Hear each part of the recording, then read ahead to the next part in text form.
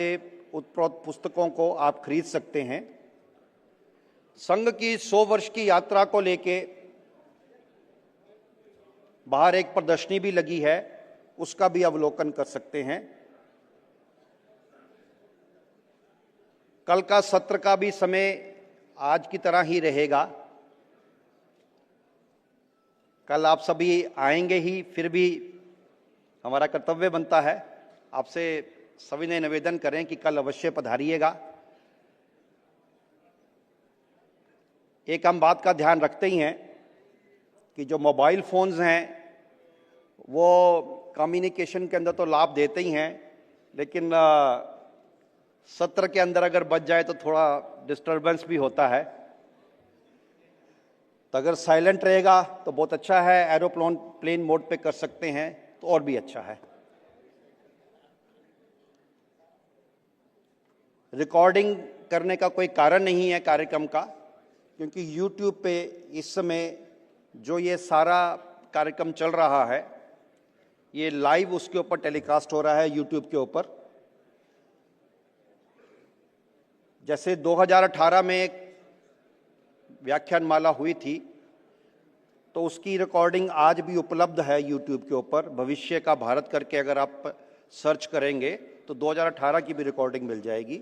इसी तरह से आज का ये जो 3 दिन का त्रिदिवसीय उद्बोधन कार्यक्रम है, संवाद का कार्यक्रम है, इसमें भी इसकी भी रिकॉर्डिंग आपको मिल जाएगी। तो आपको कोई कारण नहीं बनेगा रिकॉर्ड करने का। हमारे मध्य तरह तरह की स्ट्रीम्स के अधिकारी आए हैं। हमारा सौभाग्य है पूज्य सरसंघ चालक जी, माननीय सर कार्यवाह जी हमारे मध्य आगे हैं। मैं आपसे प्रार्थना करता हूं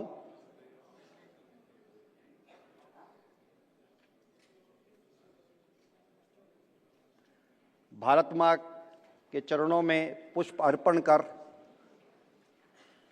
आज के द्वितीय दिवस के कार्यक्रम को शुभारंभ करें। पूजनीय सरसंघ चालक जी व माननीय सर कार्यवाह जी के साथ उत्तर क्षेत्र के क्षेत्र प्रचारक आदरणीय श्री पवन जिंदल जी, क्षेत्र संचालक, और दिल्ली के माननीय प्रांत संचालक डॉक्टर अनिल अग्रवाल जी, कल हम सबके मध्य आप सभी मंचासीन अधिकारियों का परिचय आया ही था। अभी वंदे मातरम से आज के कार्यक्रम को प्रारंभ करते हैं।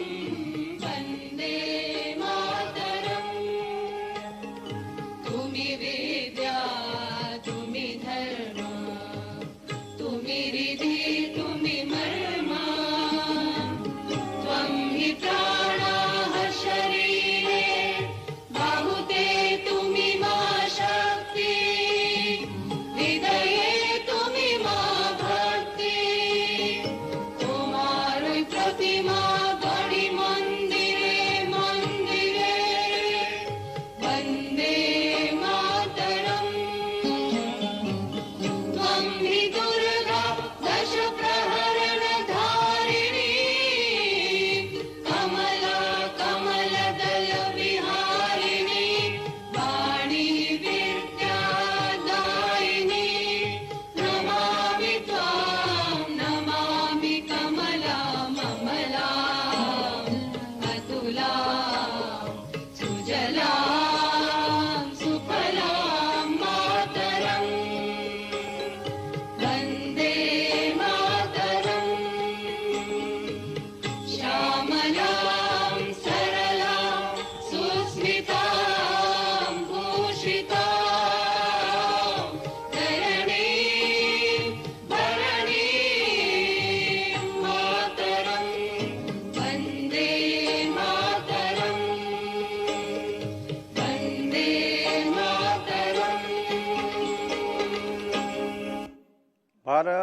माता की।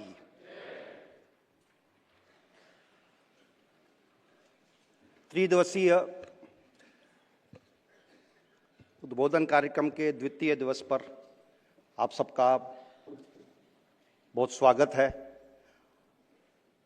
आज गणेश जी की चतुर्थी है, उस चतुर्थी की भी आप सबको बहुत बधाई हो। गणेश जी का आशीर्वाद आप हम सबके साथ बना रहे। मंचासीन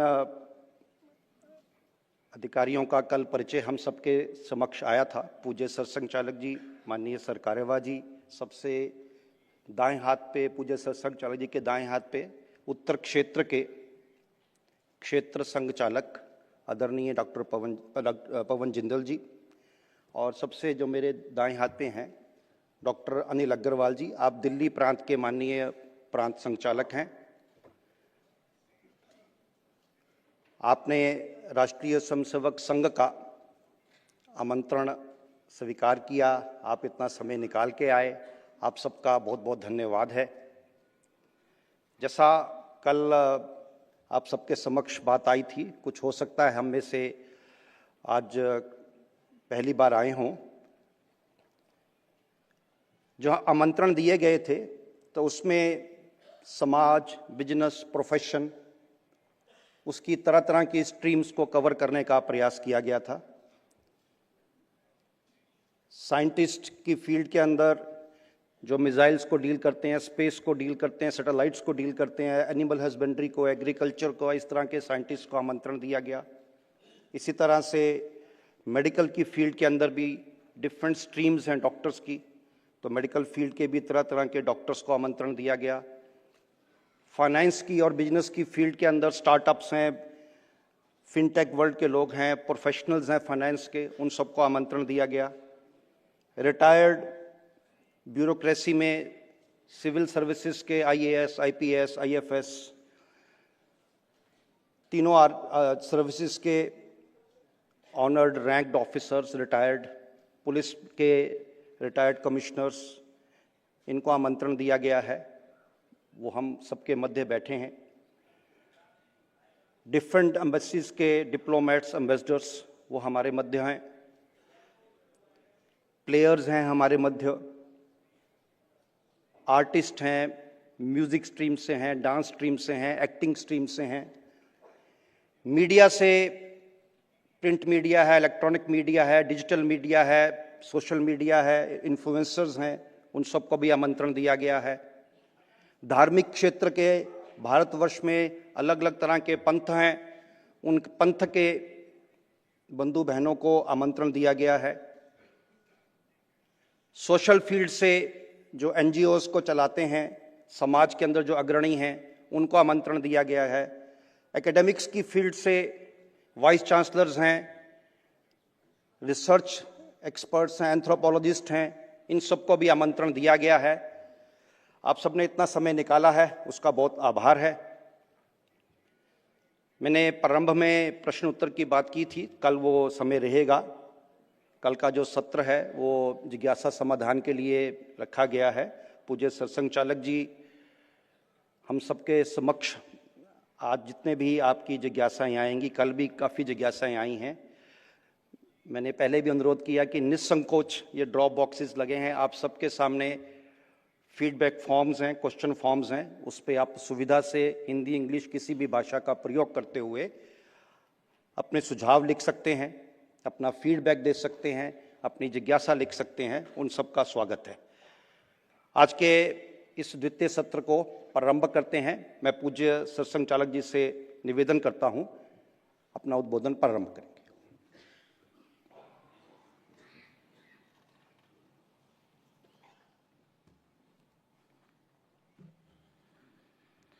माननीय सरकार्यवाह जी, उत्तर क्षेत्र के माननीय संघचालक जी, दिल्ली प्रांत के माननीय संघचालक जी, संघ के अन्य अधिकारीगण, उपस्थित समाज जीवन के सभी क्षेत्रों में अपनी उपस्थिति की सार्थकता को दर्ज करने वाले सभी सुधी जन, माता भगिनी,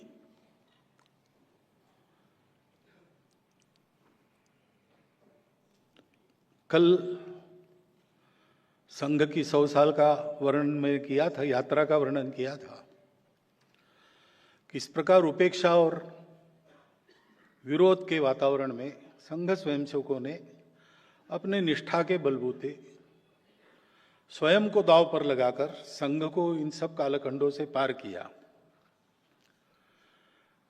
और ये सारा करते समय कई कटु अनुभव आए, विरोध हुआ। ये सारा होने के बाद भी संपूर्ण समाज के लिए उनके हृदय में शुद्ध सात्विक प्रेम ही रहा, आज भी है। यही संघ है, शुद्ध सात्विक प्रेम अपने कार्य का आधार है। और इसलिए आज वो समय नहीं रहा, अनुकूलता है, समाज की मान्यता है, विरोध बहुत कम हो गया है और जो है उसकी भी धार भूतरी हो गई है, उसका परिणाम नहीं होता। परंतु इसमें भी स्वयंसेवक यही सोचता है कि अनुकूलता मिली है तो सुविधाभोगी नहीं होना है, अनुकूलता मिली है इसलिए आराम नहीं करना है। तो संपूर्ण हिंदू समाज को संगठित करने के अपने लक्ष्य को पाने तक सतत चलते रहना है। और चलते रहना है किस तरीके से, तो तरीका मैंने बताया, 4 शब्दों में उसका वर्णन भी होता है, मैत्री, करुणा, मुदिता, उपेक्षा। जो सज्जन लोग हैं उनसे मैत्री करना, जो हमारे प्रति सज्जनता नहीं बरतते उनकी उपेक्षा करना। कुछ अच्छा होता है, किसी ने भी किया हो, अपने विचार का समर्थक हो न हो, विरोधी भी हो, लेकिन अच्छा करता है तो आनंद जताना। और जो दुर्जन है, पाप होता है, कुछ होता है, तो दुर्जनों की करुणा करना, घृणा नहीं करना।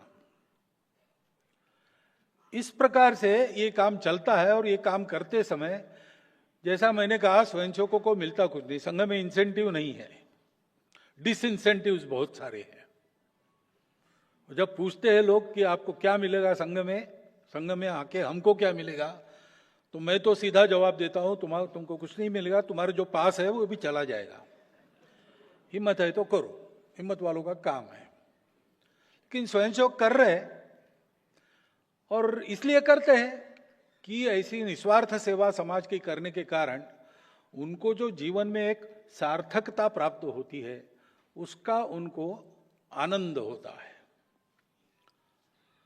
और हम जो कर रहे हैं वो सबके हित की बात है, ये अनुभव से वो जानते हैं, उनको तर्क से समझाना नहीं पड़ता है, करते समय उनको अनुभव आता है। और इसलिए आत्मनो मोक्षार्थम जगत हिताय च, अपनी जीवन की सार्थकता के लिए, मुक्ति के लिए और पूरी दुनिया के हित के लिए ऐसा हम काम कर रहे हैं, ये अनुभूति उनको और इस पथ पर सतत परिश्रमशील रहने के लिए प्रेरित करती है। क्योंकि ध्येय के लिए सब स्वयंसेवक है, शुद्ध सात्विक प्रेम का संबंध है, लेकिन वो मोह का संबंध नहीं है, ये व्यक्तिगत प्रेम नहीं है, एक ध्येय के पथिक है। और ध्येय बहुत भव्य है। हमारे पुराने कार्यकर्ता थे दादाराव परमार्थ, अब नहीं रहे। उनको अंग्रेजी में ही बोलने की आदत पड़ी, पहले से दक्षिण भारत में काम किया तो उनकी मातृभाषा मराठी थी, हिंदी भी अच्छा जानते थे, लेकिन शुरू होते थे और 2 लाइनों के बाद अंग्रेजी शुरू होता था। तो उन्होंने एक बार संघ के कार्य का वर्णन एक लाइन में ऐसे किया कि RSS is evolution of life mission of Hindu nation. स्वयंसेवक जानता है हिंदू राष्ट्र के जीवन कार्य का विकास हम कर रहे हैं अपने राष्ट्र में। So what is the life mission of Hindu nation? तो हमारा हिंदुस्तान जो है उसका प्रयोजन ही है विश्व कल्याण। जैसा मैंने कहा, राष्ट्र नेशन नहीं, हमारे यहां नेशन स्टेट होता है, हमारा स्टेट के बावजूद बना राष्ट्र है। क्योंकि जैसा मैंने कहा कि विकास के क्रम में खोजते खोजते दुनिया ने अंदर खोजना बंद कर दिया, भारत ने चालू रखा। बहुत प्राचीन समय की बात है, हिस्ट्री के पहले है। और खोजते खोजते उनको अंदर एक तत्व मिल गया जो सबको जोड़ता है, सब स्तरों पर जोड़ने वाला चौथा तत्व। शरीर मन बुद्धि सब जानते हैं, लेकिन उनको जोड़ने वाला क्या है? व्यक्ति है, समूह है, सृष्टि है। व्यक्ति है, मानवता है, सृष्टि है। जोड़ने वाला क्या है? वो चौथा तत्व। वो हमारे ऋषि मुनि पूर्वजों को मिल गया और उसके जरिए उनको एक तो पता चला कि वास्तविक और शाश्वत सुख इससे मिलेगा, उपभोग से नहीं मिलेगा।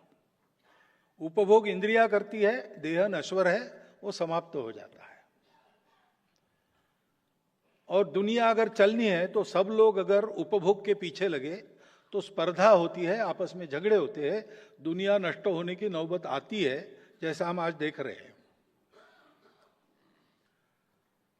और इसलिए इन उपभोगों पर, बाहरी सुख के दौड़ पर संयम लगाकर हम लोग अंदर खोजे तो अंदर अपने को शाश्वत, कभी फीके न पड़ने वाले सुख का उगम मिल जाएगा, स्रोत मिल जाएगा।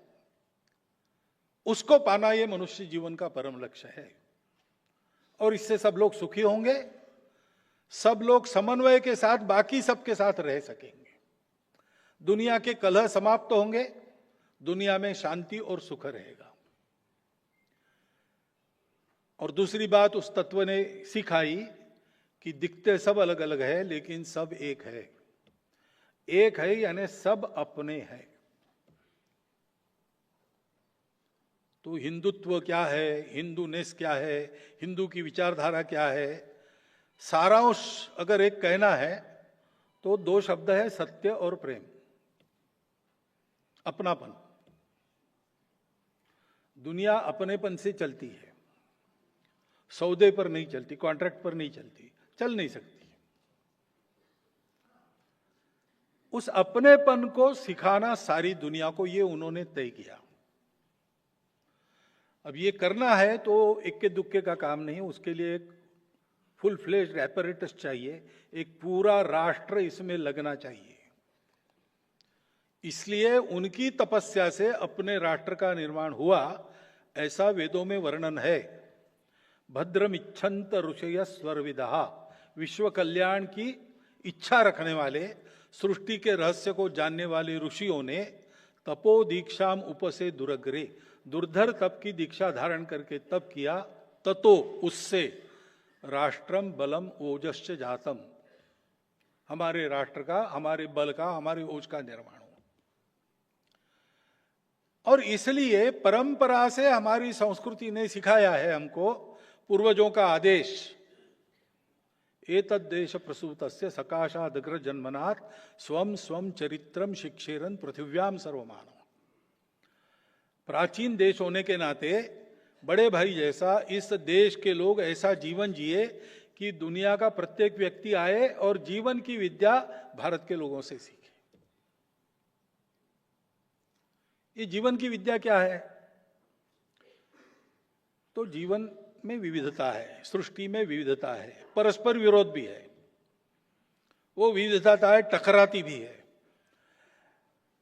लेकिन ये सब विविधता एकता का ही आविष्कार है, तो उन सबको मानना, उन सबको संभालना और संभालते हुए साथ लेकर सबको चलना, सब सुखी हो।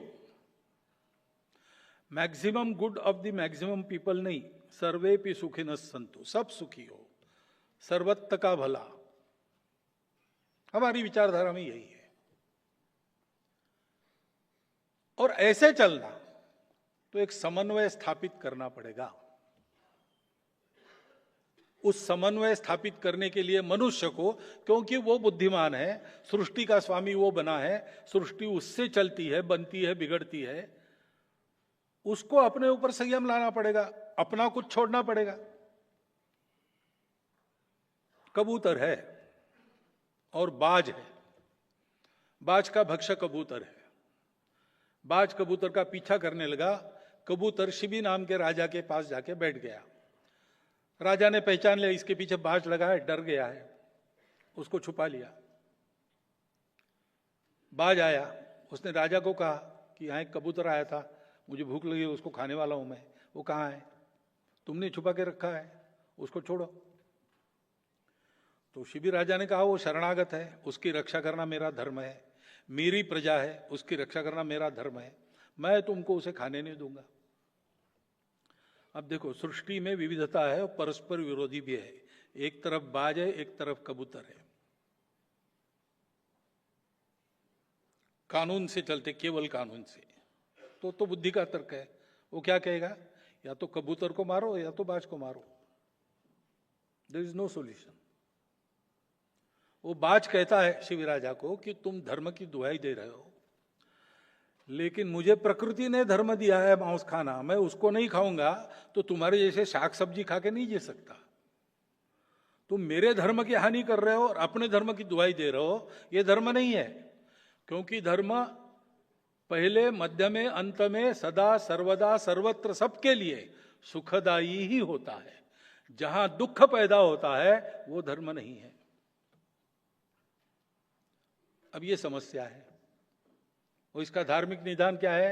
शिबी राजा कहेगा तुम्हारी बात ठीक है, तुमको मांस खाए बिना तुम्हारा जीवन नहीं चलेगा और अपना जीवन चलाना है, प्रत्येक का धर्म है। तो तुम्हारा भी धर्म रहे, कबूतर भी बचे, मेरा भी धर्म रहे। तो तुमको मांस खाना है, कबूतर का ही खाना है, ये नियम नहीं है। कबूतर के वजन के बराबर मेरा मांस काट के मैं देता हूं, तुम खाओ। मनुष्य को धर्म को रखना पड़ता है, उसके लिए त्याग करना पड़ता है, और धर्म की रक्षा करने से सबकी रक्षा होती है, सारी सृष्टि ठीक चलती है। जो डाइवर्सिटीज है उसका मैनेजमेंट ठीक से होता है, बिना किसी डाइवर्सिटी को समाप्त किए होता है। आज का विश्व अगर हम देखते हैं तो ये बात अभी नहीं है विश्व के पास, भूल गया है विश्व।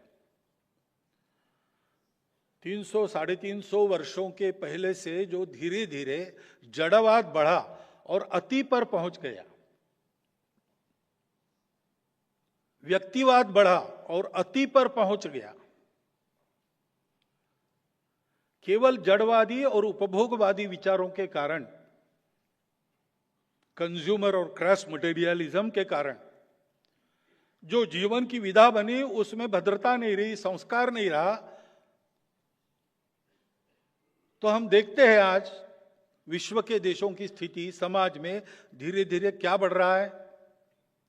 जो 7 सामाजिक पाप गांधी जी ने कहे थे वो बढ़े हैं, सभी जगह हो रहा है। Wealth without work,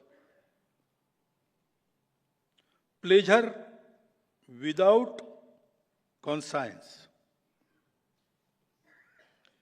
knowledge without character, commerce without morality,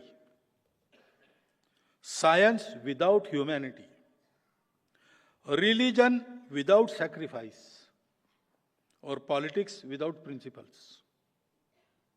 Mahatma ji ने कहे हैं ये 7 सामाजिक पाप है। ये पाप सर्वत्र बढ़ रहा है। उपाय क्या है? अगर उपभोग ही जीवन का लक्ष्य है और अगर जड़ दुनिया में सत्य कुछ नहीं है, ये नष्ट होगा, बाद में किसने देखा है,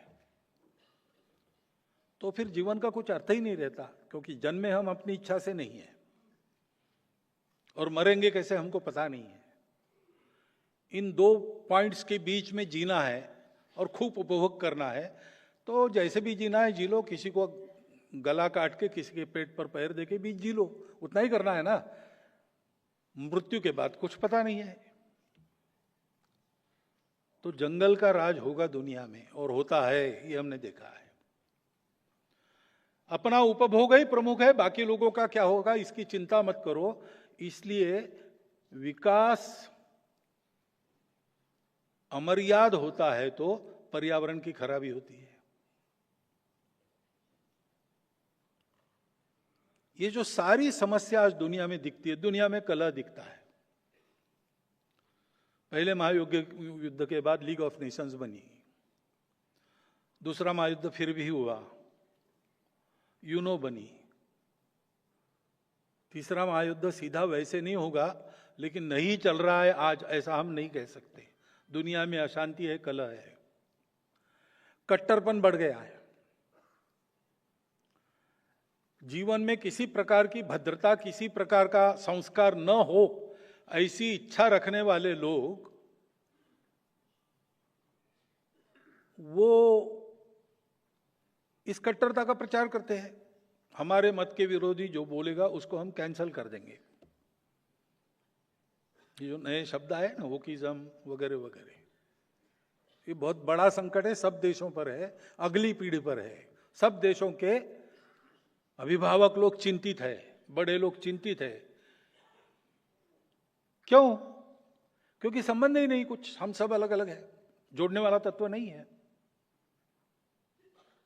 पर्यावरण का नाश और विकास, मेल कैसे बढ़ाना जानते नहीं, इसलिए चर्चा तो बहुत होती है, उपाय भी बहुत बताए जाते हैं, लेकिन हो रहा है क्या? नहीं हो रहा है। क्योंकि उपाय तब होगा जब हम अपनी आवश्यकताओं पर संयम नहीं डालेंगे, नहीं होगा, संयम करना पड़ेगा। और इसलिए इस एक अधूरी दृष्टि से चल रही दुनिया को 180 डिग्रीज अपने आउटलुक को बदलना पड़ेगा। और वो आउटलुक है धर्म। धर्म यानी रिलीजन नहीं, पूजा पाती, खान पान वगैरह, इन सबसे परे धर्म है। मोक्ष के तरफ ले जाने वाले रास्ता यानी रिलीजन है। परंतु सभी रिलीजन्स पर उनको चलाने वाला, religion on the top of religion, वो धर्म है। उसमें विविधता का स्वीकार है। वो धर्म एक संतुलन सिखाता है। हमको भी जीना है, प्रकृति को भी जीना है, मुझे भी जीना है, समाज को भी जीना है। सबकी सत्ता है, अति व्यक्तिवाद नहीं चाहिए, लेकिन व्यक्ति का महत्व है, व्यक्ति की सत्ता है, व्यक्ति की सत्ता है, समाज की सत्ता है, सृष्टि की सत्ता है। उनकी अपनी अपनी जगह है, अपनी अपनी मर्यादा है। उसको पहचान कर संतुलित ढंग से जीवन जीना, संतुलित ढंग से जीवन जीना सिखाना, वो जो नियम है संतुलन का, वो धर्म है। धर्म ये बैलेंस है, वो किसी एक्सट्रीमिटी पर जाने नहीं देता। इसलिए धर्म को हमारे यहां कहते हैं मध्यम मार्ग, द मिडल वे। ये सारा जो आचरण है, अपने जीवन को धार्मिक जीवन बनाकर सारी दुनिया को देना, इसकी आवश्यकता है। आज की दुनिया संबंधों को तरस रही है, और संबंध आज भी जतन किए जाते हैं, देखे जाते हैं, माने जाते हैं। ऐसा दुनिया का सबसे आगे देश कौन सा है? वो भारतवर्ष है। और ऐसा क्यों है? क्योंकि भारतवर्ष की यह परंपरा है। स्वामी विवेकानंद कहते थे, every nation has a message to deliver, a mission to accomplish, a destiny to fulfil. Bharat की डेस्टिनी क्या है?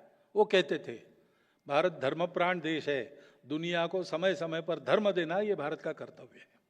उसके लिए भारत को तैयार करना पड़ेगा, क्योंकि विश्व की आज इन समस्याओं का निदान अगर देना है तो हमको धर्म तत्व का विचार किए बिना हमारा काम नहीं होगा। कई प्रकार के प्रश्न आते हैं, आर्थिक उन्नति के प्रश्न आते हैं, लेकिन आर्थिक उन्नति पर्यावरण के लिए नाशक बनती है। आर्थिक उन्नति के कारण गरीब और अमीरी, इनमें जो दूरी है वो बढ़ रही है सर्वत्र। और आर्थिक उन्नति में दक्षिण के देश शिकायत करते कि हमको लूटा जा रहा है। चर्चाएं होती है, उपाय सुझाए जाते हैं, कुछ लीपापोती के जैसे उपाय हो भी जाते हैं, परंतु समस्याएं गई नहीं है। इसकी चर्चा बहुत हो रही है, इन सब बातों की। शांति की चर्चा हो रही, पर्यावरण की चर्चा हो रही, उदारता की चर्चा हो रही, उपाय भी बहुत सुझाए जा रहे हैं, अच्छे अच्छे लोगों ने इसमें काम किया है, परंतु result is far away and going far away. क्योंकि प्रामाणिकता से इसको सोचकर इसके लिए आवश्यक संयम त्याग जीवन में लाना, इसके लिए आवश्यक संतुलित विचार अपने बुद्धि का बनाना, ये काम करना पड़ेगा। उसके लिए धर्म दृष्टि को जानना पड़ेगा। ये धर्म, ये यूनिवर्सल है।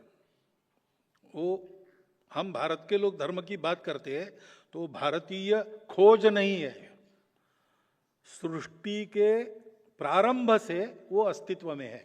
जैसे गुरुत्वाकर्षण है, गुरुत्वाकर्षण है, आप मानो या आप मत मानो, वो तो आपकी मर्जी है। गुरुत्वाकर्षण पहचान कर मानकर चलेंगे तो बहुत बातें आपकी सरल हो जाएगी, नहीं मानेंगे तो आपको ही ठोकर लगेगी। ऐसे एक छोटे से कण का स्फोट होके इतना सारा विश्व बना।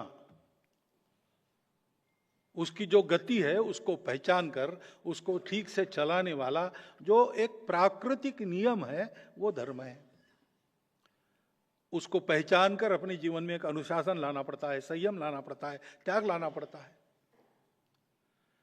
और इसलिए यह धर्म विश्व धर्म है। हिंदू समाज संगठित होगा तो क्यों होगा? विश्व धर्म प्रकाशेण विश्व शांति प्रवर्तकई। विश्व शांति का प्रवर्तन करने वाला विश्व धर्म दुनिया को देने के लिए। धर्म सर्वत्र जाना चाहिए, इसका मतलब सब जगह जाके कन्वर्शन नहीं करना है। धर्म में कन्वर्शन होता नहीं। धर्म एक सत्य तत्व है जिसके आधार पर सब चलता है, जिसके आधार पर सब चलता है वही धर्म है। उसको स्वभाव कहते हैं, उसको कर्तव्य कहते हैं। वो पानी का धर्म है जलाना, बहना, अग्नि का धर्म है जलाना, ऐसा हम कहते हैं। तो एक प्राकृतिक गति जो है उसको पहचान के उसके आधार पर पुनर्रचना मनुष्य जीवन की करनी पड़ेगी। वो प्राकृतिक गति पहचान कर चलना यानी धर्म से चलना है। इस धर्म जीवन को देना है, और बाय नॉट बाय प्रीचिंग और conversion, not by preaching, not by conversion, by example, by practice. और इसलिए भारतवर्ष का जो लाइफ मिशन है वो ऐसा जीवन जीना है, ऐसा मॉडल खड़ा करना है जिसका अनुकरण विश्व कर सके, अपने अपने प्रकृति के आधार पर अपने अपने वैरायटी में उसका पुनरुत्पादन कर सके, पुनर्निर्माण कर सके। मुझे याद आता है 91 में मैंने लक्ष्मणराव भिड़े जी, जो उस समय हमारे क्षेत्र के भी प्रचारक थे, उनका एक बौद्धिक वर्ग सुना, एक संघ शिक्षा वर्ग के उद्घाटन में। तो भारत के बाहर रहने वाले लोग थे, उनका था वर्ग। तो उन्होंने उनको कहा कि देखो, सब जवान लोग थे, बिलो 30। उनको कहा कि ये बाहर जो हिंदू संगठन का काम चलता है उसमें आपकी ये तीसरी पीढ़ी है। पहली पीढ़ी ने ये दिखा दिया कि संघ की शाखा सब जगह चल सकती है, जहाज पर शुरू हुई और आज विदेशों में संघ के स्वयंसेवक वहां के हिंदुओं को संगठित करने का काम अलग अलग संगठनों के माध्यम से कर रहे हैं। ये शाखा पद्धति ही लेकर चलते हैं, वो सब जगह अच्छा जीवन उत्पन्न कर सकती है। दूसरा, उन्होंने कहा कि दूसरे पीढ़ी ने ये सिद्ध किया कि संघ के स्वयंसेवक बनने के बाद ये शाखा ट्रेनिंग है उससे मनुष्य अतिरेकी उपभोग, व्यसन आदि आदि बुरी आदतों से दूर रहता है। उसका परिवार अपने प्रकृति के अनुसार चल सकता है। उन्होंने कहा आपकी तीसरी पीढ़ी, आपके कंधे पर यह दायित्व आ रहा है अब कि आपको ऐसा संघ वहां अपने देश का खड़ा करना है जिसको देख के उस देश के वासी जो है वो कहेंगे हमारा ऐसा एक आरएसएस होना चाहिए, और अपने मूल पर खड़े होकर अपने प्रकृति के आधार पर, अपने परिस्थिति और प्रकृति के अनुसार वो अपने देश का राष्ट्रीय स्वयंसेवक संघ बनाए। ये प्रोसेस होगा और मुझे बड़ा आनंद है।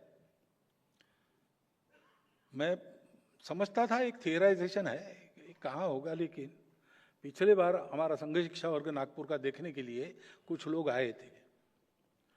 उन्होंने जाते समय ये कहा हमारा भी एक आरएसएस होना चाहिए।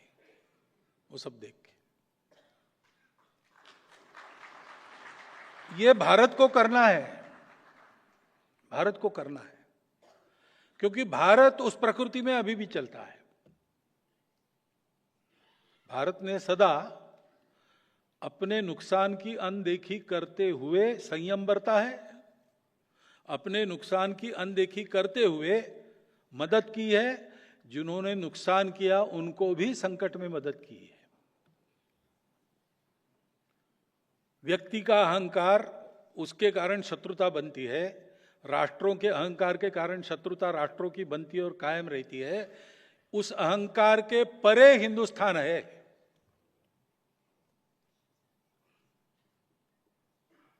लेकिन व्यक्ति जीवन से लेकर तो पर्यावरण तक सारी बातों में कैसा रास्ता हो, ये दिखाने के लिए भारत के समाज को अपना उदाहरण पेश करना पड़ेगा।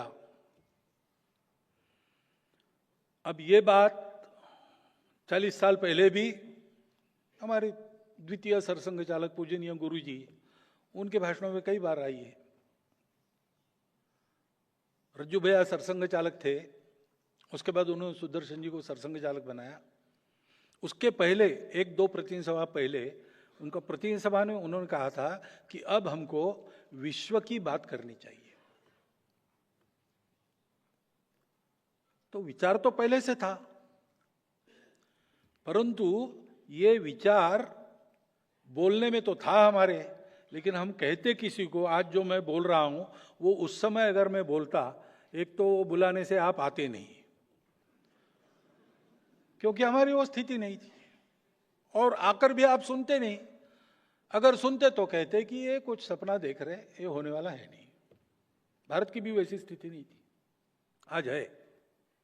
आज भारत की वैसी स्थिति है, आज संघ की ऐसी स्थिति है। जो मैंने कहा अनुकूलता है, क्यों है? सारा समाज मानता है, विचार को मानता होगा, नहीं मानता होगा, परंतु हमारी साख को मानता है, उसका विश्वास है। और इसलिए हम कुछ बात कहते हैं तो समाज सुनता है, और इसलिए 100 साल पूरे हो रहे हैं। आगे का पड़ाव क्या है? तो आगे का ये पड़ाव रहेगा हमारा कि जो हम संघ में कर रहे हैं वो सारे समाज में हो। चरित्र निर्माण का काम, देशभक्ति जगाने का काम, और सारे समाज में हो नहीं रहा ऐसा नहीं है, करने वाले लोग हैं। यही काम अन्य अन्य पद्धति से करने वाले लोग हैं, व्यक्तिशाह करने वाले लोग हैं, संगठन भी है।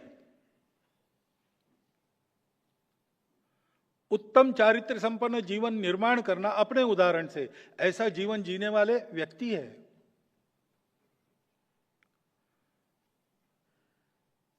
ये है, सामने नहीं आए। जो हम सुनते हैं, जो हम पढ़ते हैं, जो हम देखते हैं, वो क्या होता है?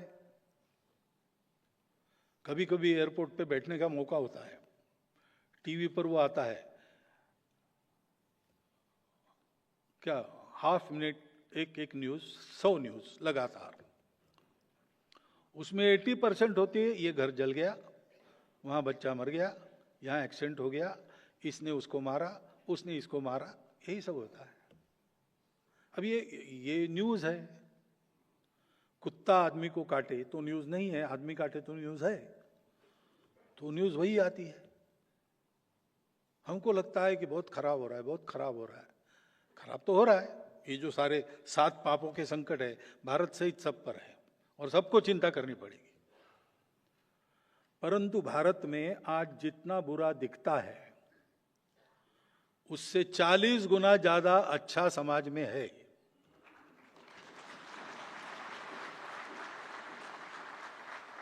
कोई केवल मीडिया रिपोर्ट के आधार पर भारत का मूल्यांकन करेगा तो वो गलत ही होगा। ये हम प्रत्यक्ष जानते हैं, मिलते हैं हमको लोग जो अपना कुछ बिना लाभ के सेवा कर रहे हैं, गरीब लोग सेवा कर रहे हैं। अरे भाई, तुम्हारे अपने खाने के लाले ये क्यों करता है तू? पूछा मैंने एक को, प्राइमरी टीचर था, नौकरी छोड़ दी, उसकी पत्नी नौकरी करके घर चलाती थी, और ये क्या करता था, रास्ते पर कोई अनाथ मिला, किसी भी आयु का हो, उसको घर में लेके आता था, और वो अच्छा बन जाए अथवा वो समाप्त हो जाए तब तक उसकी सेवा करता था। हमने उनको पूछा कि आप तो लोअर इकोनॉमिक ग्रुप में हो, आय की दृष्टि से कैसे चलता? और 40 लोग उसके घर में पड़े थे उस दिन। तो क्यों करते हो? तो बोले मुझे अच्छा लगता है, मुझे समाधान मिलता है। ऐसे बहुत लोग हैं भारत में। धर्म का व्याख्यान मैं यहां दे रहा हूं, लेकिन धर्म को जीने वाले गांव गांव में मिलेंगे आपको, शहरों की झुग्गी झोपड़ियों में भी मिलेंगे।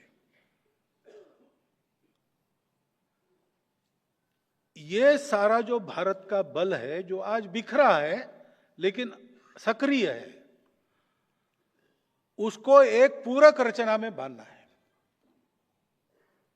और इसलिए क्या होना चाहिए 100 साल के बाद?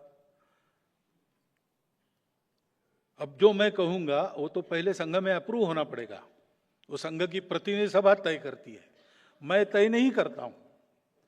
लेकिन उनके सामने क्या है ये मैं बता सकता हूं, उनके विचार में क्या है। ये अगर हमको करना है तो हमको समाज के कोने कोने में पहुंचना पड़ेगा।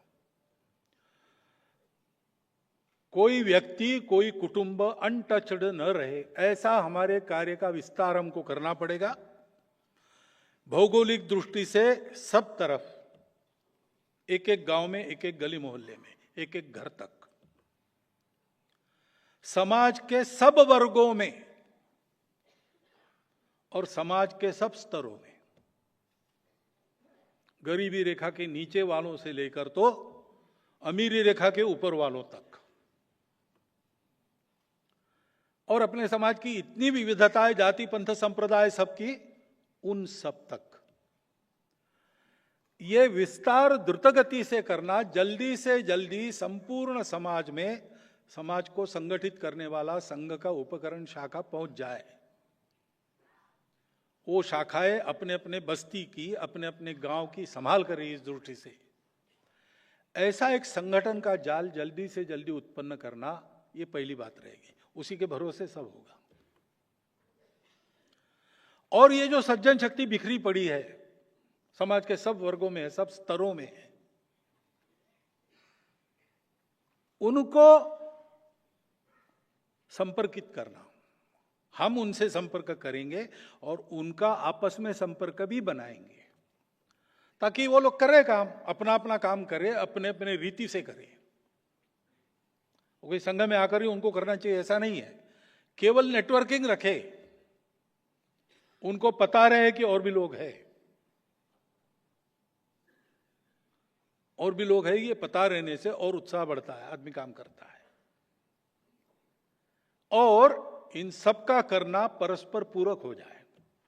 बाधक तो होता ही नहीं, अच्छा ही काम करते सब लोग, लेकिन कॉन्शियसली एक कॉम्प्लीमेंटेशन उनका हो जाए, उनमें कोऑर्डिनेशन आ जाए, ताकि सब लोग मिलकर समाज के परिवर्तन के काम में अग्रसर हो जाए। दूसरी बात है कि ये होना है तो इतना बड़ा समाज है, इतनी सारी विविधताएं हैं, और जैसा मैंने कहा कि सृष्टि की विविधताएं परस्पर विरोधी भी होती है, किसी कारण टकराव भी पैदा होते हैं। तो समाज में अविश्वास और दुर्भावना है तो समाज इकट्ठा होकर कोई काम डिलीवर नहीं कर सकता। इतना बड़ा काम समाज को करना है तो उसको तैयार होना पड़ेगा। उसके लिए आपस में सद्भावना अतिशय आवश्यक काम है। तो हम प्रयास करेंगे कि समाज के ऐसे सब जो वर्ग है, उनको चलाने वाले लोग होते हैं, उनके मुखिया लोग होते हैं, उनके ओपिनियन मेकर्स होते हैं, ऐसे लोगों में परस्पर नित्य संबंध बना रहे। और परस्पर नित्य संबंध के चलते वो मिलते रहे और मिलकर वो 3 काम करे।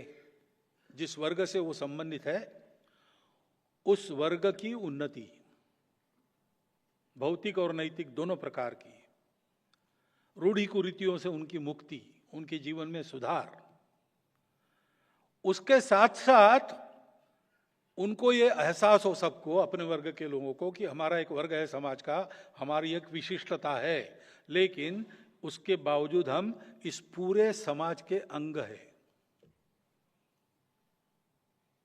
Part and parcel. ये पूरा समाज रहेगा तो हमारा अस्तित्व रहेगा और हमारा बढ़ना पूरे समाज के बढ़ने का कारण होना चाहिए। ये एक समझदारी उनकी बने, ये पहला विषय है।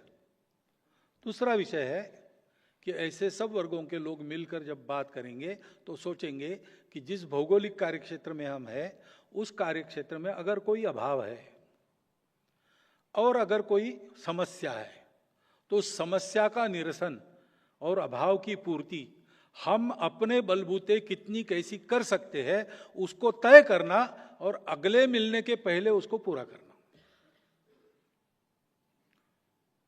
तो जो पहली बात कही मैंने कि हम पूरे समाज के अंग है, ये भाव और पक्का होगा, वो अनुभूत बात हो जाएंगी। और तीसरी बात है कि हम सब लोग मिलते हैं आपस में, हम वर्गों में कोई दुर्बल वर्ग अगर है तो उसके लिए हम सब मिलकर अगली बैठक के पहले क्या करेंगे, क्या आवश्यक है, वो हम हमारे बलबूते कितना और कैसा कर सकते हैं, वो तय करके उसको पूरा करना। ये एक समाज के स्वभाव में आ जाए, वो एक सहज स्वाभाविक प्रक्रिया बन जाए, इसका प्रयास हम लोग करेंगे।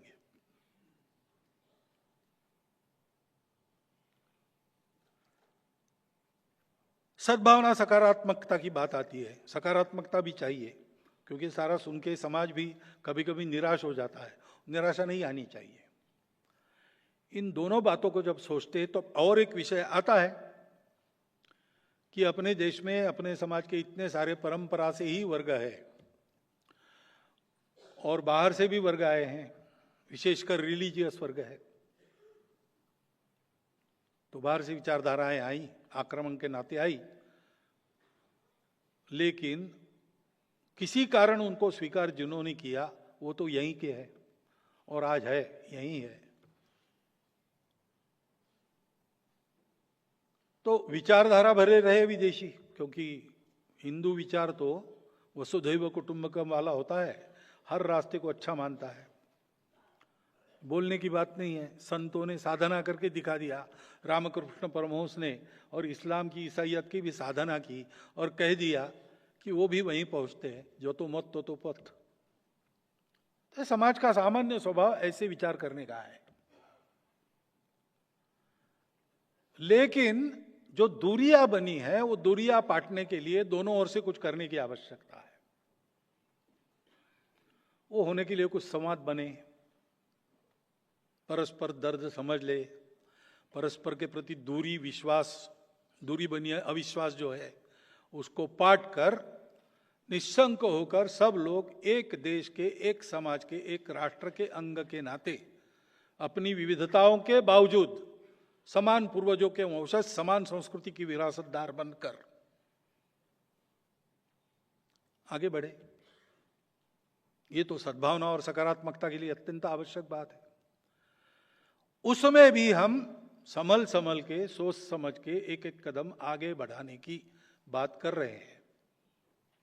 ये सब संशोधकों के विचार में है। और अभी मैंने इतना दिया कि धर्म दृष्टि लेके ऐसा विकास होगा, वैसा तो भाई होगा, ये थियरी ठीक है, उदाहरण दिखा दो। तो हम जो बोल रहे हैं उसके आधार पर हमको चिंतन करना पड़ेगा बहुत, क्योंकि ये दृष्टि तो एक जनरल ठीक है, उसको अब अप्लाई करना है तो परिस्थितियां क्या है, समय क्या है, देशकाल परिस्थिति के अनुसार क्या बदलना है, क्या नहीं बदलना है, ये सब सोच के आज के परिस्थिति में, आज के समाज में ये कैसे हो सकता है, इसके उदाहरण खड़े करने पड़ेंगे। ये अपने देश को भी करना पड़ेगा राष्ट्रीय स्तर पर, क्योंकि अगर विश्व को ये रास्ता मिलना है तो एक पूरा देश इन तत्वों के आधार पर कैसे चल सकता है? इन मूल्यों को कायम रख के उसका देशकाल परिस्थिति अनुरूप प्रतिमान क्या होगा? अर्थनीति की बात आती है। हम कहते हैं कि हमारी अर्थनीति तो विकेंद्रित उत्पादन वाली होगी, एबंडेंट उत्पादन वाली होगी, मास प्रोडक्शन नहीं, प्रोडक्शन बाय मासेस होगा, लेस एनर्जी कंजम्पशन, पर्यावरण के लिए हितकारी होगी, रोजगार देने वाली होगी, मानवीय होगी, तकनीकी भी होगी तो मानवीय होगी। होगी ठीक है, लेकिन अभी बताओ तो इसके प्रतिमान खड़े करने में स्वयंसेवक लगे हैं पहले से। पूरे देश के लिए कैसा हो सकता है, इसका पहले चिंतन होना चाहिए। उस चिंतन में केवल संघ वाले रहे ऐसा नहीं है, बहुत सारे आर्थिक दृष्टि से प्रवीण लोग हैं, जानने वाले लोग हैं, अलग अलग मत होते ही है, इश्यूज पर मत हमेशा अलग अलग होते हैं। इन मूल्यों के बारे में किसी का मतभेद नहीं रहता है, लेकिन इसका एप्लीकेशन कैसा करे, इसके 1000 तरीके हो सकते हैं, 1000 मत हो सकते हैं। उन सब ने बैठकर इसकी चर्चा चलाकर एक प्रतिमान खड़ा करना जो व्यावहारिक है और जो एक रास्ता दिखाएगा। ये राष्ट्रीय स्तर पर भी होने की बात है, स्थानीय स्तर पर भी होने की बात है। छोटे छोटे स्थानीय प्रतिमान खड़े करने में तो अब स्वयंसेवक आगे बढ़े हैं, यश है। केवल स्वयंसेवक नहीं, और भी लोगों ने ऐसे प्रतिमान खड़े किए हैं। उन सब से नेटवर्किंग करना, एक्सचेंज करना, ये सब चल रहा है। परंतु इन सब के एक सुसूत्रता के आधार पर पूरे देश का ऐसा चिंतन बनाना, एक प्रतिमान प्रस्तुत करना, इसकी आवश्यकता है। इस दिशा में हमको आगे बढ़ना पड़ेगा, हम लोग आगे बढ़ेंगे। फिर ये हम बोल रहे हैं, लेकिन ये बात समझ में तब आएगी क्योंकि अपरिचित आदमी बोलता है तो लोग सोचते हैं बोल तो ठीक रहा है, इसके अंदर क्या है। और अपरिचित आदमी बोलता है तो परिचय तो होता है, जैसे मंच से मेरा परिचय हुआ। अब उन्होंने जो बताया वो आपको पता है, लेकिन मैं कैसा हूं ये आपको अभी पता नहीं है। वो आप मिलेंगे, 10 बार मिलेंगे, इस स्थिति में क्या किया, ऐसा सब देखेंगे तब आपको पता चलेगा कई सालों के बाद। तो बताया जाता है, लेकिन बताया जो जाता है उसका विचार हो जिनको सुनाते हैं उनसे, इसके लिए भी एक संबंधों की स्थिति आवश्यक है। तो इस विचार के आधार पर सर्वत्र संपर्क होना पड़ेगा और सबसे पहले पड़ोसी देशों में होना पड़ेगा। भारत के अधिकांश पड़ोसी देश पहले कभी भारत ही थे, लोग वही है, ज्योग्राफी वही है, नदियां वही है, जंगल वही है, सब कुछ वही है, बस नक्शे पर रेखाएं खींची गई। तो पहला तो कर्तव्य बनता है कि ये जो अपने ही है वो अपनत्व की भावना से जुड़ जाए। देश रहेंगे अलग अलग, पहले भी थे, लेकिन जो विरासत में मूल्य मिले हैं उनके आधार पर इन सब की प्रगति हो, इन सब की प्रगति हो, इसमें भारत का अवदान हो, कुछ योगदान हो। सबसे बड़ा भारत है और इसलिए उनको जोड़ना, उनके यहां ध्यान देना, वहां शांति रहे, वहां स्थिरता रहे, वहां विकास हो, वहां का पर्यावरण ठीक रहे, वहां लोगों में संस्कार हो। पंथ संप्रदाय अलग अलग होंगे, परंतु संस्कार के बारे में किसका मतभेद है क्या? ऐसा बिल्कुल नहीं है। इसके लिए हम प्रयास करते हैं तो सभी जाति वर्ग के, सभी पंथ संप्रदायों के लोग इसमें सहमत है, ये सब हो।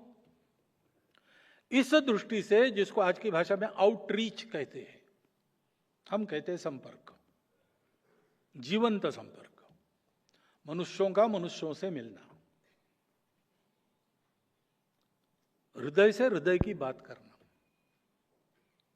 Man to man contact, heart to heart talk, यह शुरू होना चाहिए। उसमें से जो विकसित होगा उस वातावरण के चलते ये संबंध परस्पर पूरक बनेंगे, अच्छे बनेंगे, विश्व के लिए उपकारक बनेंगे। इस दृष्टि से हम क्या कर सकते हैं, ये भी स्वयंसेवकों के मन में चलता है। अब ये सब करना है तो मुख्यतः जो भारतवर्ष आज है उसके समाज की गुणवत्ता काम करेगी, उसका जो चित्र दिखेगा। नहीं तो हम ये भाषण तो हम कर सकते हैं, लेकिन लोग कहेंगे आपके यहां क्या है, आपके यहां कैसा है। तो शुरू तो अपने घर से करनी पड़ेगी। इसलिए इस हमारे विस्तार के आधार पर हमने सोचा है कि एक संगठित कार्यशक्ति खड़ी हो और संगठित कार्यशक्ति के आधार पर समाज का परिवर्तन हो।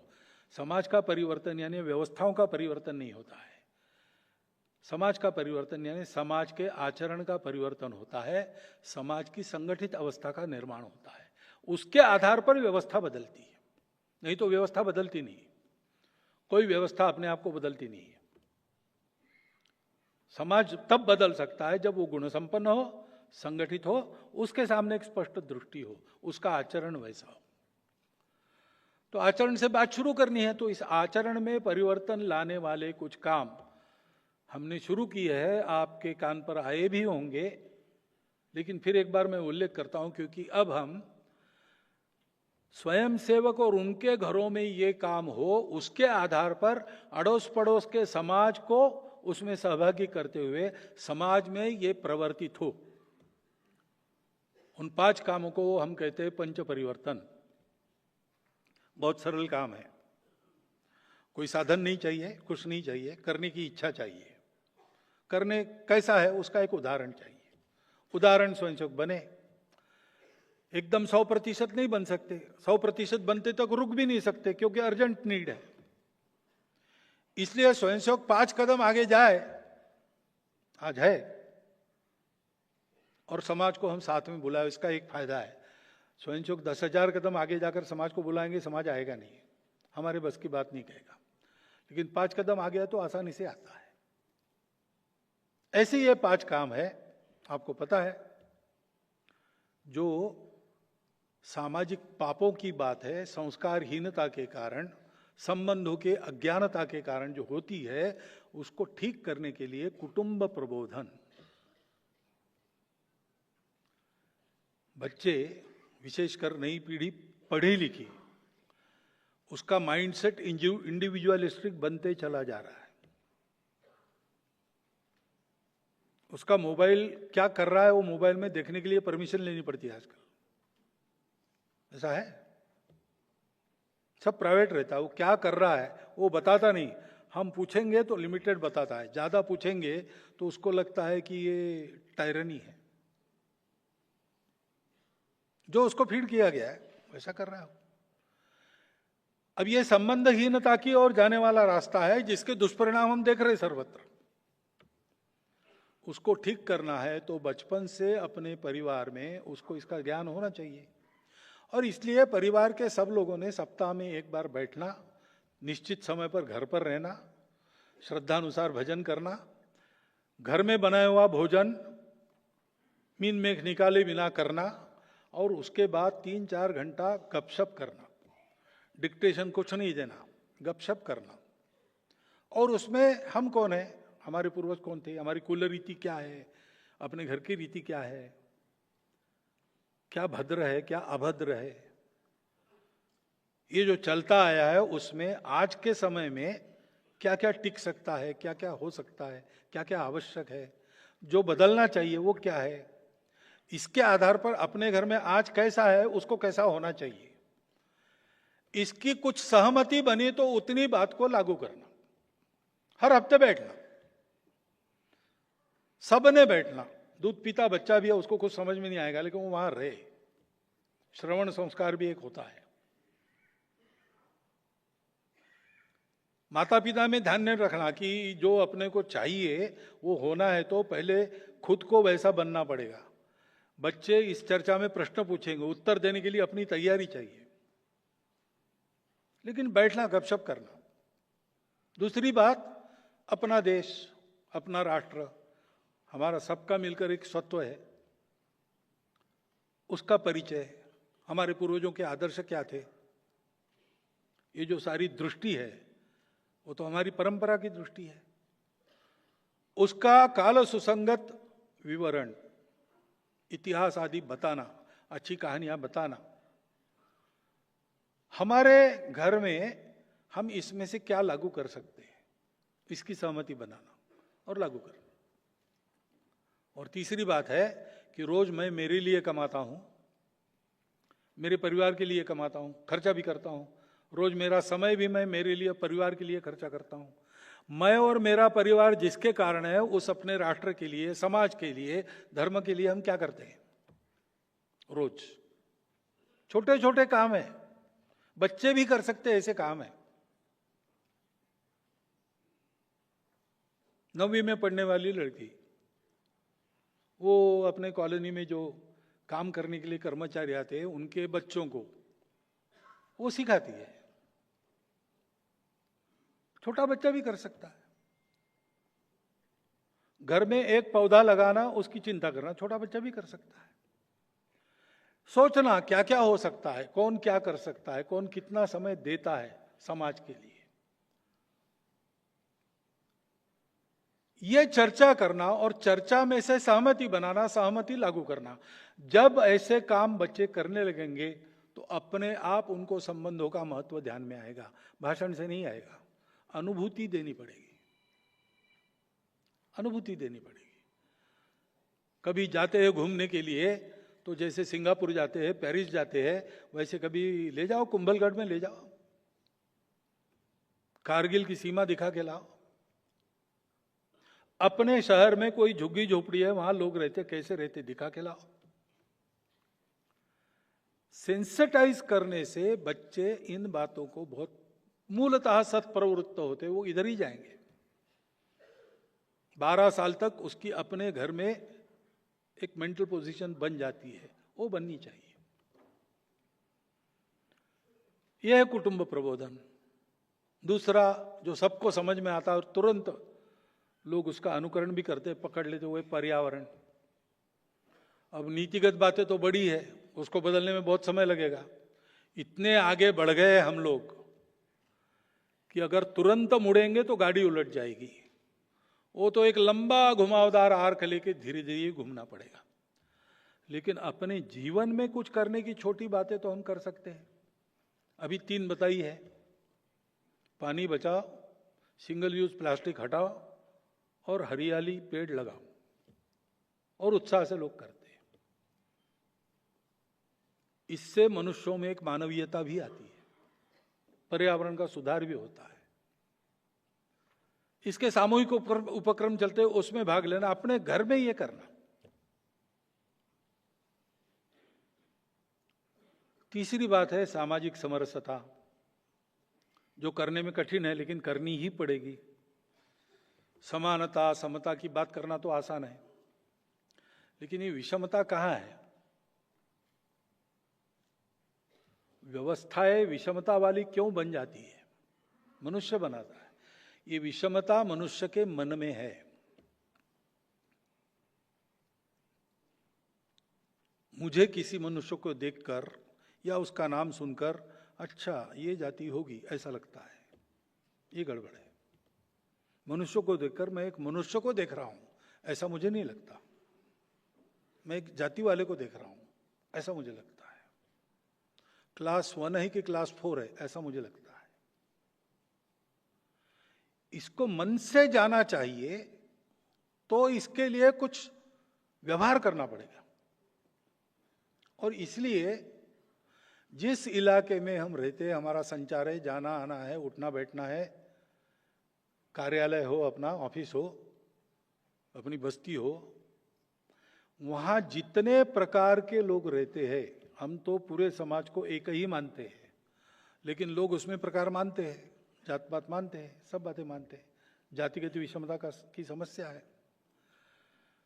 सब प्रकार के लोगों में अपने मित्र होने चाहिए व्यक्तिगत, और उनके कुटुंबों में अपने कुटुंब की मित्रता होनी चाहिए। उनका घर में आना जाना, उठना बैठना, पर्व त्योहारों पर सुख दुख में सहभागी होना, जैसे मित्रों का चलता है वैसे हमारा और हमारे परिवार का सब प्रकार के परिवारों में, सब प्रकार के लोगों में होना चाहिए। आज शुरू करो, 3-4 साल में पूरा बन जाएगा, लेकिन शुरू करना पड़ेगा, सबको करना पड़ेगा। और जहां अपना एक ऐसा समूह बन जाता है, उसकी साख है, वो कहेगा तो बातें होती है, वहां पर मंदिर पानी स्मशान में कोई भेद नहीं होना चाहिए, वो सबके लिए है। मंदिर मंदिर के भक्तों के लिए है, भक्त किस जात का है वगैरह नहीं पूछा जाता। पानी पानी सब मनुष्यों के लिए है, उसमें भेद नहीं होता। मरने के बाद भी स्मशान में भेद क्यों होना चाहिए? ये करना अपने गांव में, अपनी बस्ती में। और चौथी बात है कि आत्मनिर्भरता सब बातों की कुंजी है, विकास भी करना है। तो हर बात में अपना देश आत्मनिर्भर होना चाहिए, अपने घर से शुरू करना।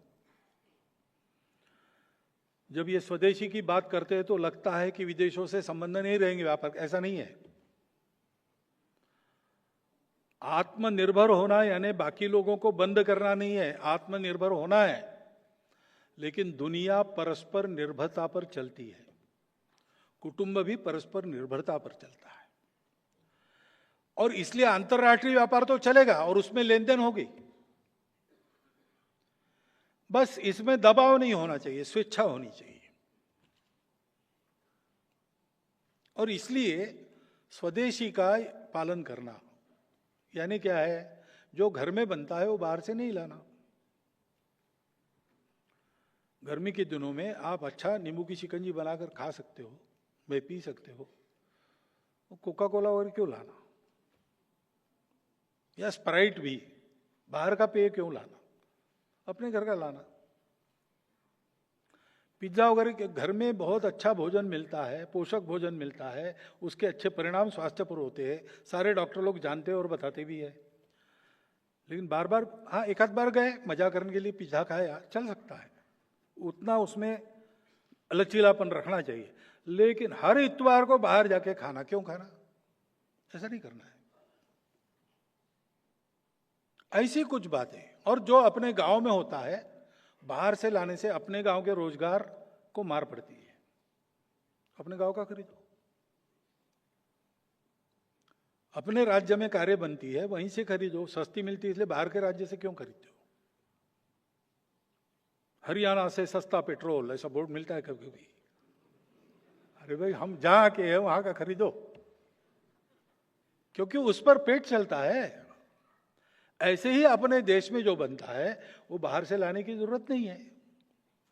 जीवन आवश्यक है और अपने देश में नहीं बनता, बाहर से लेंगे। देश की नीति में स्वेच्छा से अंतर्राष्ट्रीय व्यवहार होना चाहिए, दबाव में नहीं जाना चाहिए। यह स्वदेशी है। क्या लेना, कितना लेना, बाहर से इन्वेस्टमेंट लाना नहीं लाना, ये इश्यूज है, उस समय के प्रश्न है। परंतु तत्व ये होना चाहिए, ये स्वदेशी है। और दूसरी बात है, अपने घर के चौखट के अंदर अपनी भाषा चाहिए, अपनी वेशभूषा चाहिए। स्वभाषा स्वभूषा, भाषा भूषा भजन भोजन, अपने घर के अंदर अपना चाहिए, अपनी परंपरा का चाहिए। भ्रमण और भवन भी, अपना भवन अपनी परंपरा से होना चाहिए। बहुत अच्छा घर बनाया और पूजा घर नहीं बनाया तो हिंदू परंपरा का घर नहीं होगा। पूजा घर रहता है, अच्छे स्थान पर रहता है। पूजा घर बनाने को कहा तो कर रहे, तो सीढ़ी के नीचे तो त्रिकोण आता है ना, उसमें बना दिया, ऐसा नहीं करना।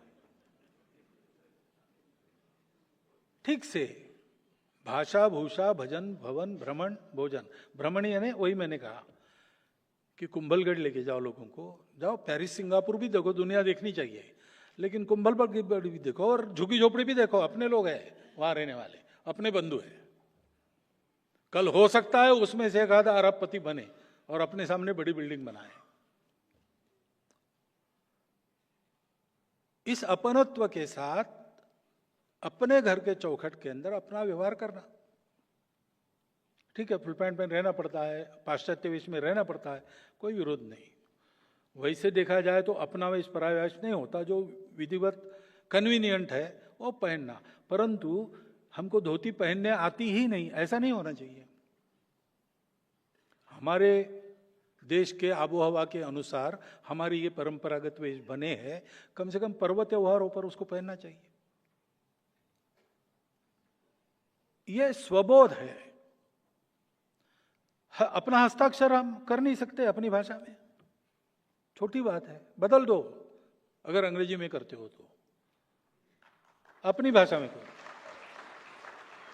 जहां आवश्यक है वहां अपनी भाषा के शब्द प्रयोग करो। ये वृत्ति है। स्व का बोध होने से जो आदमी बनता है, स्व के आधार पर ही प्रगति होती है। ये चौथा है। और पांचवा है, हर हालत में संविधान, नियम, कानून, इसका पालन करके चलना। कोई भड़काऊ बात हो गई, कानून हाथ में नहीं लेना।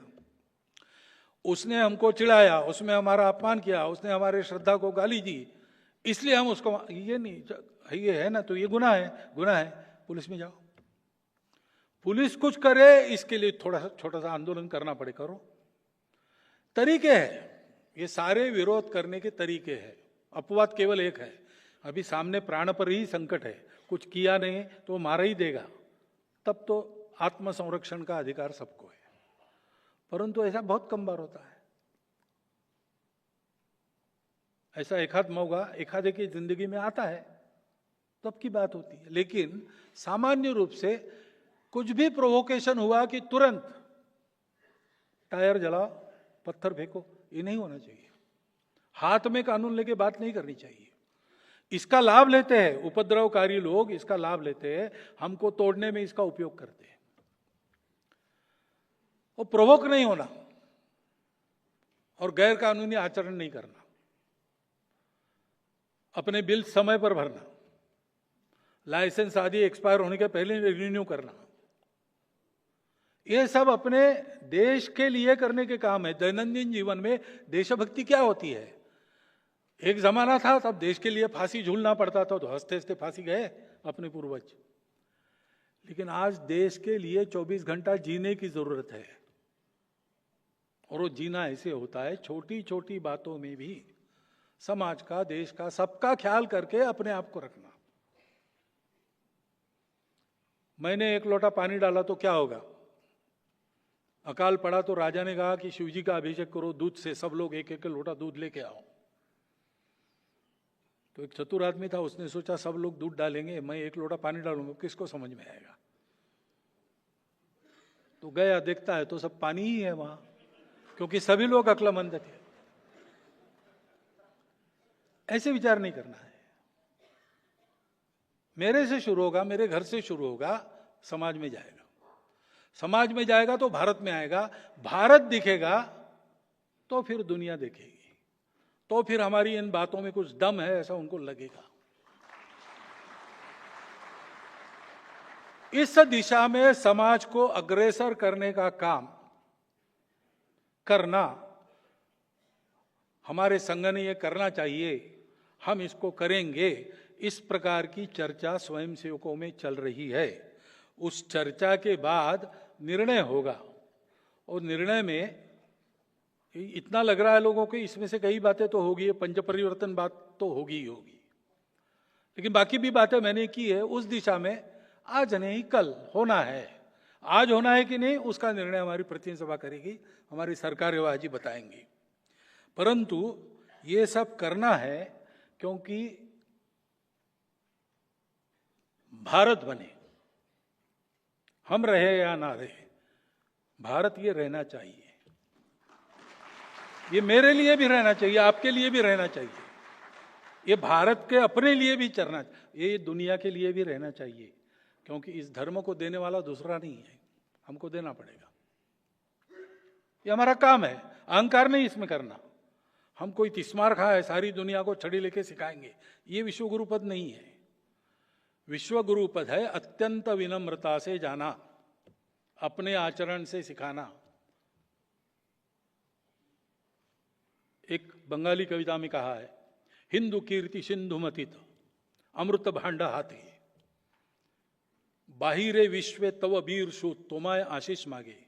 हे भारत माता, तुम्हारी कीर्ति से मथित ये पात्र लेकर बाहर विश्व में तुम्हारे जो लोग हैं, तुम्हारे जो पुत्र है, वो तुमको आशीर्वाद मांग रहे। तादेर मुखेर मधुमय बानी सुने थेमे जाए शोभानानी। उनकी मधुर वाचा सुनकर विश्व के कलह समाप्त हो रहे। से महादिनेर महा इतिहास चित्त भोरिया। ऐसा इतिहास जिस दिन बनेगा उसको चित्त भर के श्रवण करो। भारत का ये विश्व में समय समय पर अवदान होना ये ईश्वरीय योजना है।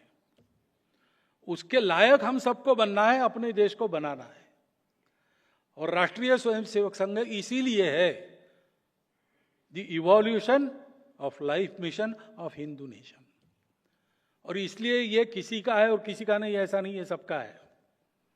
मतांतर अनेक होते हैं, पार्टियां अनेक होती है, स्वार्थ अलग अलग होते हैं। इन सब से परे जाकर केवल और केवल देश का तेरा वैभव अमर रहे मां, हम दिन चार रहे न रहे, इस प्रकार का विचार करके अपनी सारी योजना करके संपूर्ण समाज को ही संघ बनाने का ये काम है।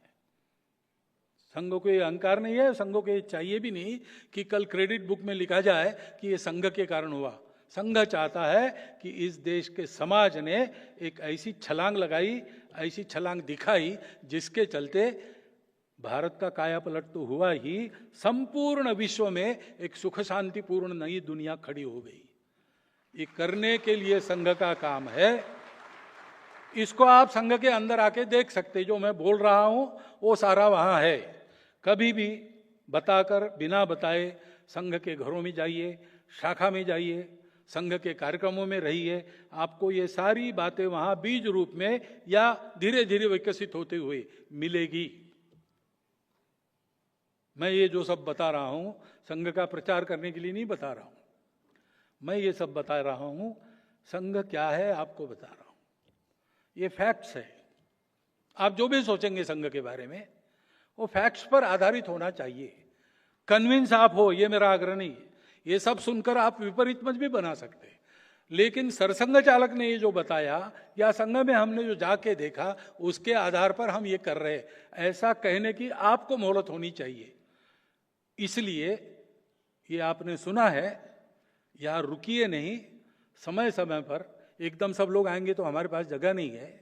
बारी बारी आप सब लोग आके संघ को अंदर से देखिए, संघ को समझिए, और अगर ये बात आपको ठीक लगती है, जो मैंने बताई वहां मिलती है, तो अपने व्यक्तिगत जीवन से लेकर तो सारे विश्व के जीवन को संभालने वाला, विश्व धर्म विकसित करने के इस काम में भारत को तैयार करने वाला ये अभियान, उसके आप सहयोगी कार्यकर्ता बनिए।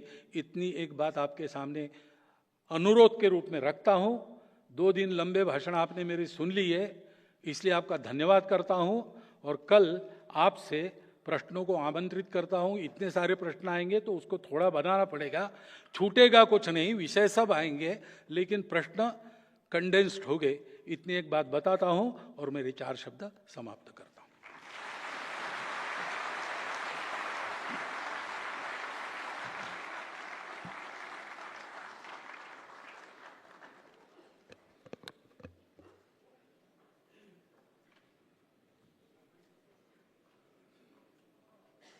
पूजनीय सरसंघ चालक जी का आज इस त्रिदिवसीय कार्यक्रम के द्वितीय दिवस के ऊपर उद्बोधन का बहुत बहुत आभार है। कल भी हम सब मिलेंगे ही, आपसे निवेदन है कल भी अवश्य पधारिएगा। अभी राष्ट्रगान रहेगा, उसके पश्चात बाहर चाय व जलपान की व्यवस्था है, आप सभी लेके जाइएगा। पुस्तकों का स्टॉल है, वहाँ से आप कोई भी मनपसंद की पुस्तक ले सकते हैं। प्रश्न जो आपने लिखे हैं अपने, वो कृपया करके जो ड्रॉप बॉक्सेस हैं इसमें डाल दीजिएगा। अभी राष्ट्रगान के लिए हम सभी खड़े होंगे।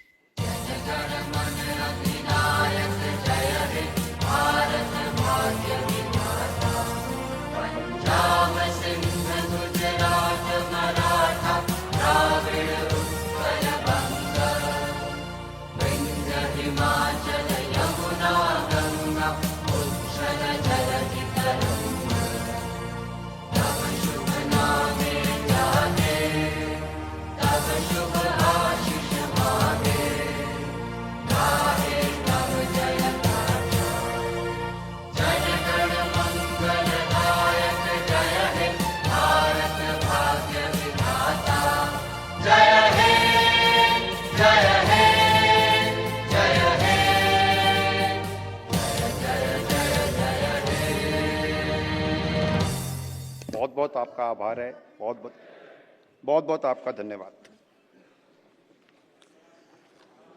कल की तरह आज भी आपकी गाड़ियां जो हैं सामने 20 नंबर लिखे हुए हैं पेड़ों के ऊपर, 1 2 3 4 करके। जहां पर भी आपके ड्राइवर आएंगे वो बता सकते हैं कि वो किस स्थान पे खड़े हैं, आप उनको लेने के लिए आ सकते हैं।